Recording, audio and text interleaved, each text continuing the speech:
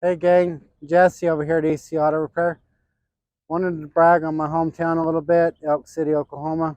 Show you some of the things around. So we're literally right across the street from the shop. This is within walking distance to the shop. So we're strategically located. We got a McDonald's in the parking lot. We have an Arby's in the parking lot. Fred's Steakhouse is right here behind this complex. We got Janice's, Boomtown Grill, both great places to eat, have great food. Of course, there's a liquor store. There's a spa.